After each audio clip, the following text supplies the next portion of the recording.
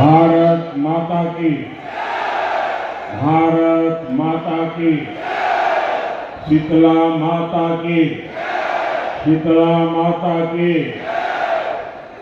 सबसे पहले तो मुझे आने में विलंब हुआ, इसके लिए आप सबकी क्षमा मांगता हूं। इटावा, मैनपुरी और कन्नौज के सभी लोगों को मेरा राम राम। साथियों,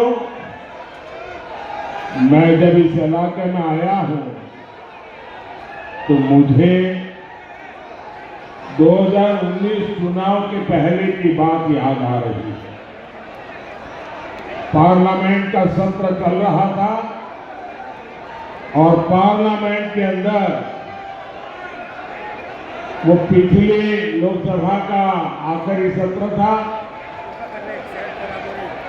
और उसके बाद 2019 के चुनाव के लिए चलना था। तो मुलायम सिंह जी भाषण करने के लिए खड़े हुए और स्वर्गीय मुलायम सिंह जी ने 2019 के चुनाव के कुछ दिन पहले पार्लियामेंट में कहा था और एक प्रकार से वो आशीर्वाद बन गया कि मोदी जी आप तो दोबारा जीत करके आने वाले हैं। अब नेताजी हमारे बीच नहीं है, लेकिन संयोग देखिए उनके सगे भाई बीजेपी को जिताने की अपील कर रहे हैं।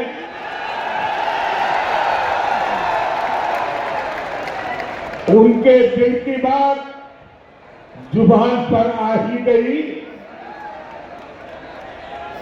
भाइयों बहनों, मोदी अपने 10 साल के कार्यकाल के बाद फिर एक बार आपसे आशीर्वाद मांगने आया है।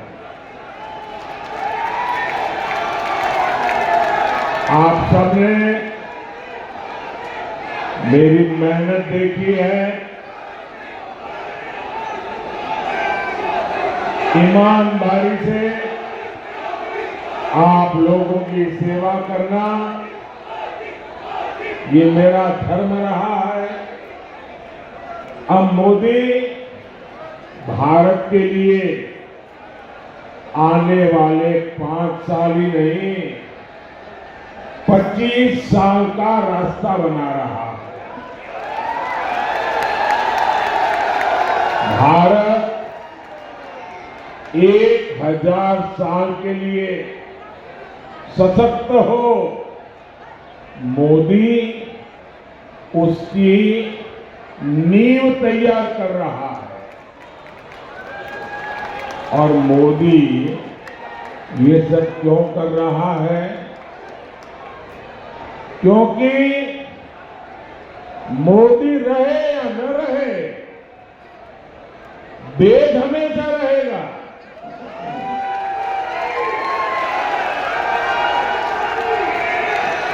और ये सपा कांग्रेस वाले क्या कर रहे हैं? ये चुनाव लड़ रहे हैं अपने भविष्य के लिए, अपने बच्चों के भविष्य के लिए। और मोदी किसके लिए खप रहा है? मैंने तो आगे पीछे कुछ रखा ही नहीं है। योगी जी भी वैसे और मोदी जी भी ऐसे।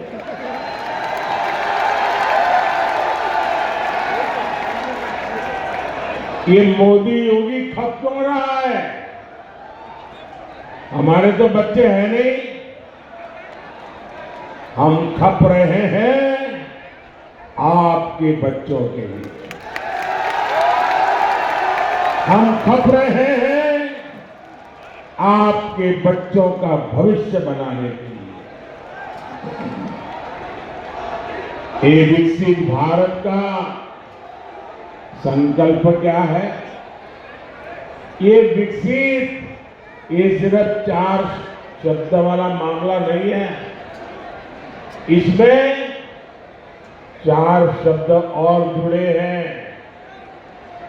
आपके बच्चों का सुखी संसार। आपके बच्चों की आय, उनका रोजगार, यही तो विरासत है जो मोदी आपके बच्चों के नाम लिखना चाहता है। और साथियों, इन परिवारवादियों की विरासत क्या है? इनकी विरासत गाड़ी, बंगला, राजनीतिक रसूख,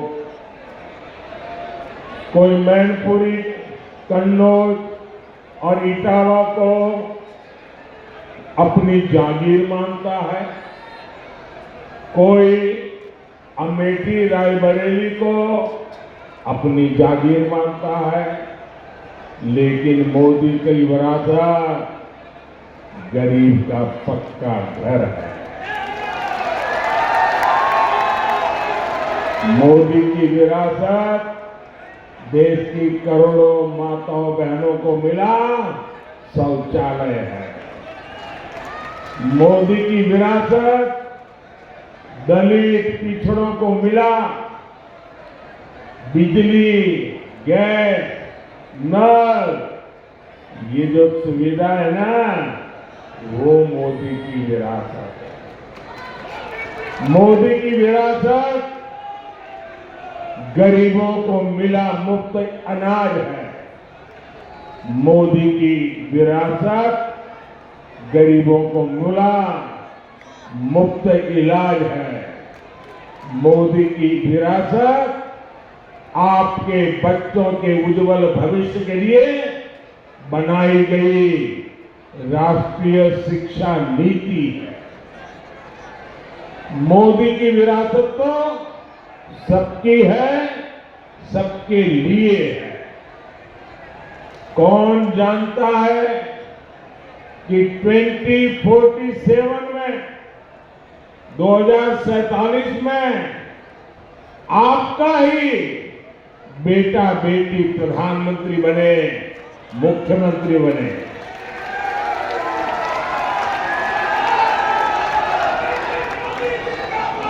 शाही परिवार का वारिस भी पीएम सीएम बनेगा।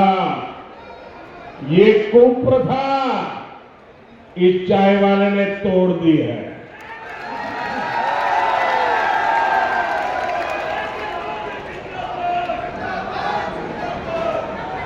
हमारे यहां कभी राजा राममोहन राय का नाम आता है कि भाई उन्होंने फलानी कुप्रथा तोड़ दी।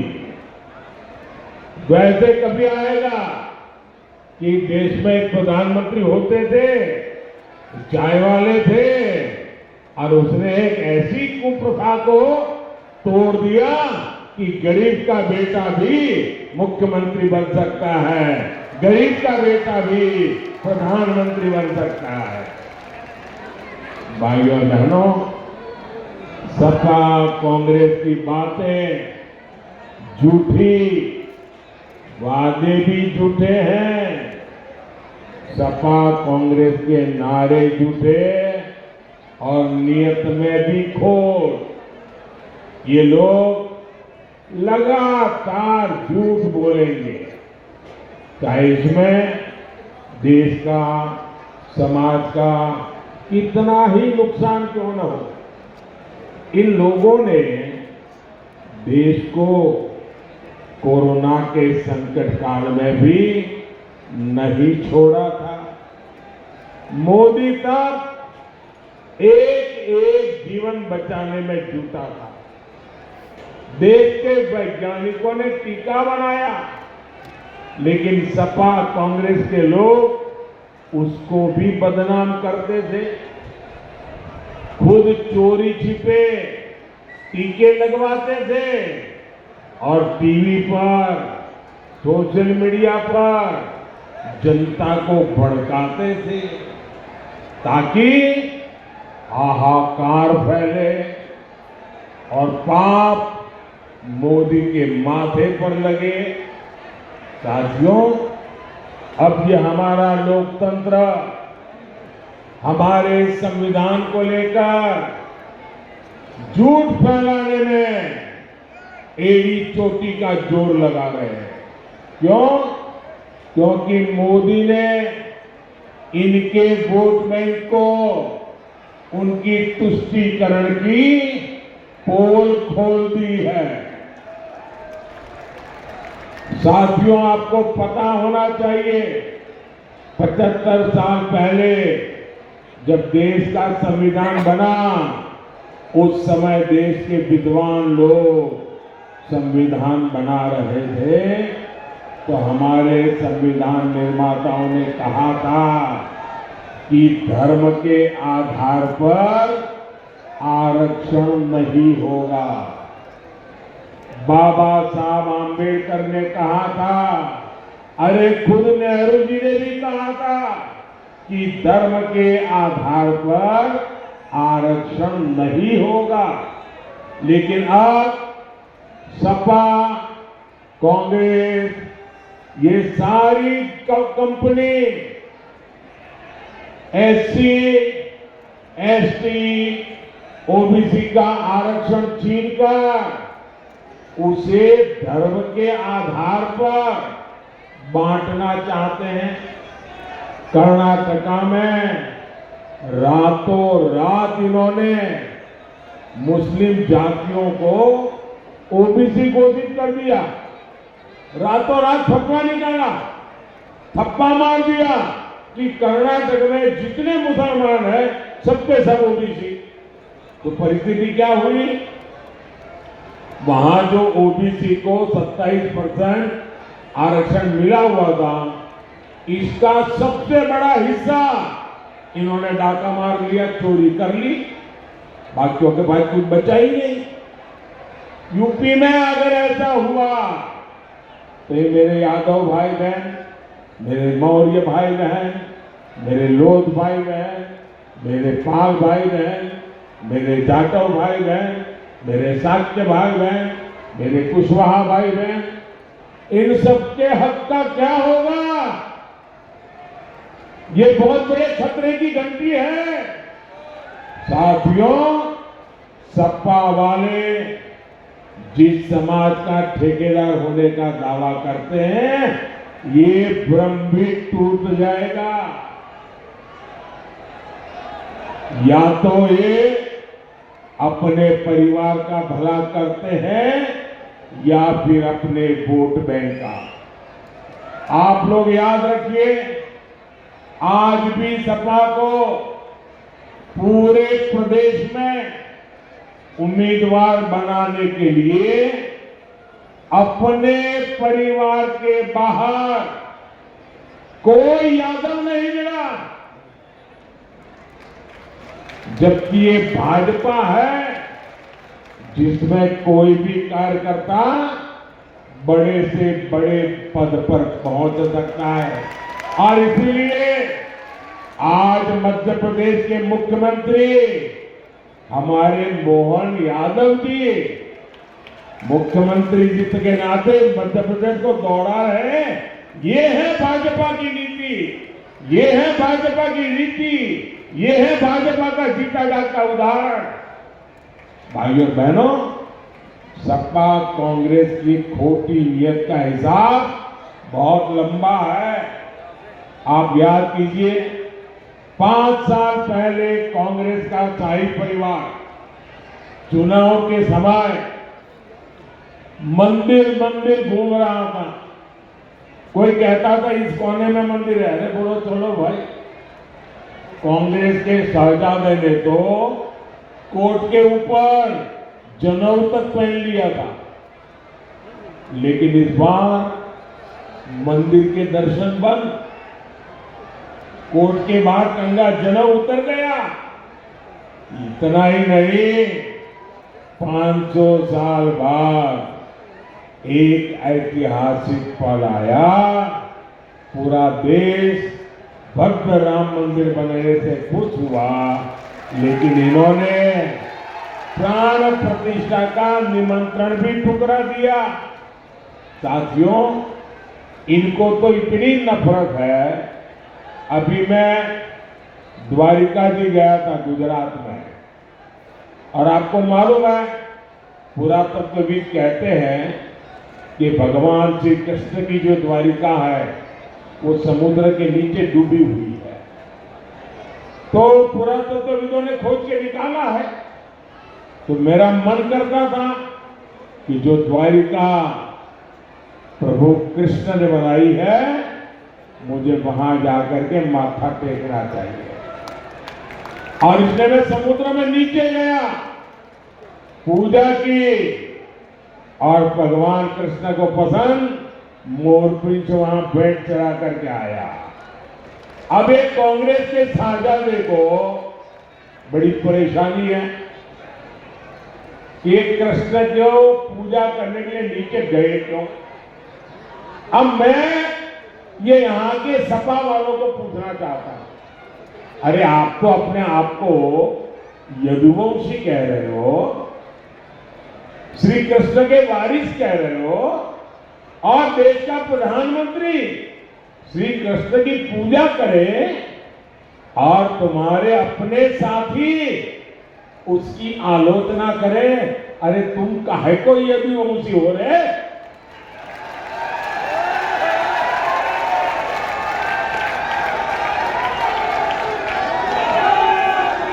उनको पूजा भी नौटंकी लग रही है। मोदी को गाली देते देते ये लोग भगवान कृष्ण की पूजा तक का अपमान करने लगे हैं। और ये यदुवंशी उनकी आरती उतार रहे हैं। आपको शहजादे की आरती उतारने तो उतारो, मोदी तो श्री कृष्ण की आरती उतारेगा, उतारेगा, उतारेगा। पहले उन्होंने कहा कि द्वारका में समुद्र के बीच कुछ है ही नहीं। अब कल उन्होंने फिर कृष्ण पूजा का मजाक उड़ाया। इन्हें आपकी आस्था से कोई मतलब नहीं है। भाइयों बहनों, आपने तो योगी जी के नेतृत्व में हालात बदलते देखे। यहां माताओं बहनों का घर से निकलना मुश्किल था। व्यापारियों से रंगदारी, फिरौती, जमीनों पर कब्जा आम बात थी। सपा राज में नारा चलता था, खाली पट्टा हमारा है। यही नारा था उनका। कहीं भी अपना झंडा गाड़ दिया करते थे। उत्तर प्रदेश को इस स्थिति से निकालकर योगी जी ने उत्तर प्रदेश के उज्जवल भविष्य की गारंटी दे दी।